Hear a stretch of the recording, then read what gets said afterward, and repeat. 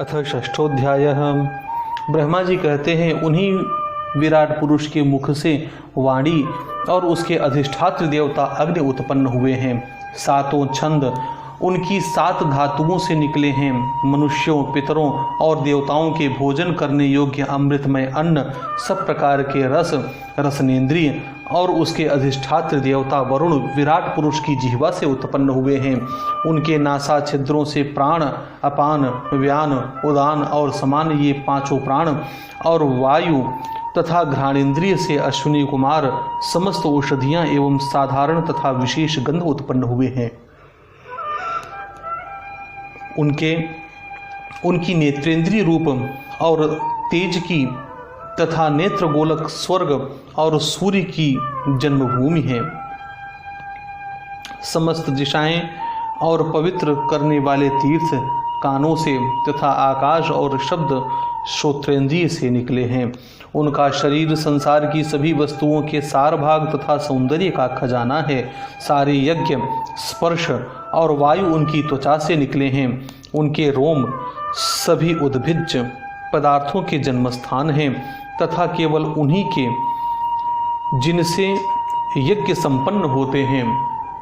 उनके केश, दाढ़ी, मूछ और नखों से मेघ, बिजली, शिला एवं लोहा आदि धातुएं तथा भुजाओं से प्रायः संसार की रक्षा करने वाले लोकपाल प्रकट हुए हैं। उनका चलना फिरना भूः भुवः स्वः तीनों लोकों का आश्रय है। उनके चरण कमल प्राप्त की रक्षा करते हैं और भयों को भगा देते हैं तथा समस्त कामनाओं की पूर्ति उन्हीं से होती है। विराट पुरुष का लिंग जल, वीर्य, सृष्टि, मेघ और प्रजापति का आधार है तथा उनकी जन्नेन्द्रिय मैथुन जनित आनंद का उद्गम है। नारद जी, विराट पुरुष की पायु इंद्रिय यम, मित्र और मलत्याग का तथा गुदा द्वारा हिंसा, निवृत्ति, मृत्यु और नरक का उत्पत्ति स्थान है। उनकी पीठ से पराजय, अधर्म और अज्ञान, नाड़ियों से नद नदी और हड्डियों से पर्वतों का निर्माण हुआ है। उनके उदर में मूल प्रकृति, रस नाम की धातु तथा समुद्र, समस्त प्राणी और उनकी मृत्यु समाई हुई है। उनका हृदय ही मन की जन्मभूमि है। नारद, हम तुम धर्म, सनकादि, शंकर, विज्ञान और अंतःकरण सब के सब उनके चित्त के आश्रित हैं। मैं, तुम्हारे बड़े भाई सनकादि, शंकर, देवता, दैत्य, मनुष्य, नाग, पक्षी, मृग, रेंगने वाले जंतु, गंधर्व, अप्सराएं, यक्ष, राक्षस, भूत, प्रेत, सर्प, पशु, पितर, सिद्ध, विद्याधर, चारण, वृक्ष और नाना प्रकार के जीव जो आकाश, जल या स्थल में रहते हैं, ग्रह, नक्षत्र, केतु, तारे, बिजली और बादल, ये सब के सब विराट पुरुष ही हैं। यह संपूर्ण विश्व जो कुछ कभी था, है या होगा, सबको वह घेरे हुए है और उसके अंदर यह विश्व उसके केवल 10 अंगुल के परिमाण में ही स्थित है। जैसे सूर्य अपने मंडल को प्रकाशित करते हुए ही बाहर भी प्रकाश फैलाते हैं, वैसे ही पुराण पुरुष परमात्मा भी संपूर्ण विराट विग्रह को प्रकाशित करते हुए ही उसके बाहर भीतर सर्वत्र एक रस प्रकाशित हो रहा है। मुनिवर, जो कुछ मनुष्य की क्रिया और संकल्प से बनता है उससे वह परे है और अमृत एवं अभय पद मोक्ष का स्वामी है। यही कारण है कि कोई भी उसकी महिमा का पार नहीं पा सकता। संपूर्ण लोक भगवान के एक पाद मात्र, अंश मात्र हैं तथा उनके अंश मात्र लोकों में समस्त प्राणी निवास करते हैं। भूलोक, भुवरलोक और स्वरलोक के ऊपर महरलोक है। उसके भी ऊपर जन, तप और सत्यलोक में क्रमशः अमृत, क्षेम और एवं अभय का नित्य निवास है।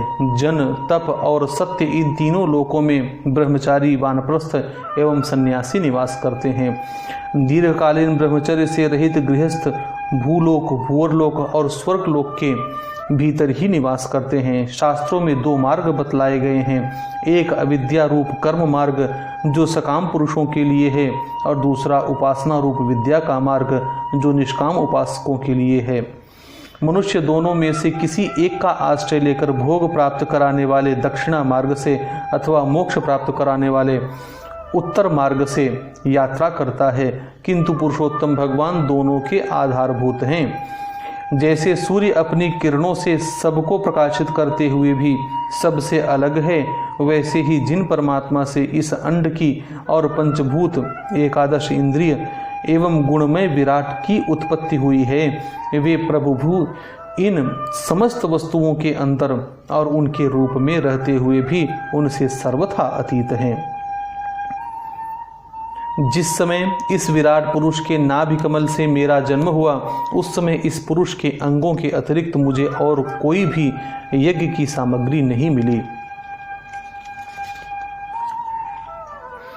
तब मैंने उनके अंगों में ही यज्ञ के पशु, यूप, कुश, यह यज्ञ भूमि और यज्ञ के योग्य उत्तम काल की कल्पना की।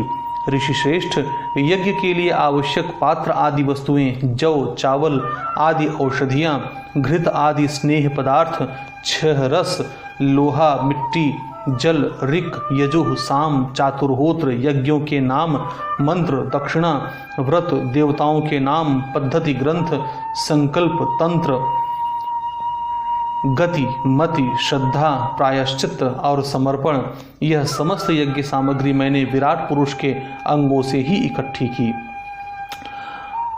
इस प्रकार विराट पुरुष के अंगों से ही सारी सामग्री का संग्रह करके मैंने उन्हीं सामग्रियों से उन यज्ञ स्वरूप परमात्मा का यज्ञ के द्वारा यजन किया। तदनंतर तुम्हारे बड़े भाई इन 9 प्रजापतियों ने अपने चित्त को पूर्ण समाहित करके विराट एवं अंतर्यामी रूप से स्थित उस पुरुष की आराधना की। इसके पश्चात समय समय पर ऋषि, मनु, पितर, देवता, दैत्य और मनुष्यों ने यज्ञों के द्वारा भगवान की आराधना की। हे नारद, यह संपूर्ण विश्व उन्हीं भगवान नारायण में स्थित है, जो स्वयं तो प्राकृत गुणों से रहित हैं, परंतु सृष्टि के प्रारंभ में माया के द्वारा बहुत से गुण ग्रहण कर लेते हैं। उन्हीं की प्रेरणा से मैं इस संसार की रचना करता हूँ। उन्हीं के अधीन होकर रुद्र इसका संहार करते हैं और वे स्वयं ही विष्णु के रूप से इसका पालन करते हैं, क्योंकि उन्होंने सत्व, रज और तम की 3 शक्तियां स्वीकार कर रखी हैं। बेटा, जो कुछ तुमने पूछा था उसका उत्तर मैंने तुम्हें दे दिया। भाव या अभाव, कार्य या कारण के रूप में ऐसी कोई भी वस्तु नहीं है जो भगवान से भिन्न हो। प्यारे नारद, मैं प्रेमपूर्ण एवं उत्कंठित हृदय से भगवान के स्मरण में मग्न रहता हूँ। इसी से मेरी वाणी कभी असत्य नहीं होती, मेरा मन कभी असत्य संकल्प नहीं करता और मेरी इंद्रियां भी कभी मर्यादा का उल्लंघन करके कुमार्ग में नहीं जाती। मैं वेद मूर्ति हूँ, मेरा जीवन तपस्यामय है। बड़े बड़े प्रजापति मेरी वंदना करते हैं और मैं उनका स्वामी हूँ। पहले मैंने बड़ी निष्ठा से योग का सर्वांग अनुष्ठान किया था, परंतु मैं अपने मूल कारण परमात्मा के स्वरूप को नहीं जान सका, क्योंकि वे तो एकमात्र भक्ति से ही प्राप्त होते हैं। मैं तो परम मंगल में एवं शरण में आए हुए भक्तों को जन्म मृत्यु से छुड़ाने वाले परम कल्याण स्वरूप भगवान के चरणों को ही नमस्कार करता हूँ। उनकी माया की शक्ति अपार है। जैसे आकाश अपने अंत को नहीं जानता, वैसे ही वे भी अपनी महिमा का विस्तार नहीं जानते। ऐसी स्थिति में दूसरे तो उसका पार पा ही कैसे सकते हैं।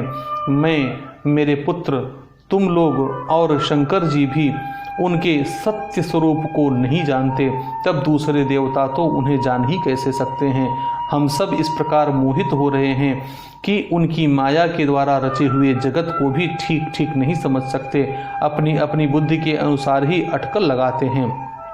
हम लोग केवल जिनके अवतार की लीलाओं का गान ही करते रहते हैं, उनके तत्व को नहीं जानते। उन भगवान के श्री चरणों में मैं नमस्कार करता हूँ। वे अजन्मा एवं पुरुषोत्तम हैं।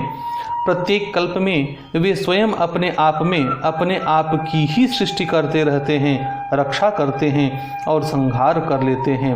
वे माया के लेश से रहित केवल ज्ञान स्वरूप हैं और अंतरात्मा के रूप में एक रस स्थित हैं। वे तीनों काल में सत्य एवं परिपूर्ण हैं, न उनका आदि है न अंत। वे तीनों गुणों से रहित सनातन एवं अद्वितीय हैं। नारद, महात्मा लोग जिस समय अपने अंतःकरण, इंद्रिय और शरीर को शांत कर लेते हैं, उस समय उनका साक्षात्कार करते हैं। परंतु जब असत पुरुषों के द्वारा कुतर्कों का जाल बिछाकर उनको ढक दिया जाता है तब उनके दर्शन नहीं हो पाते। परमात्मा का पहला अवतार विराट पुरुष है।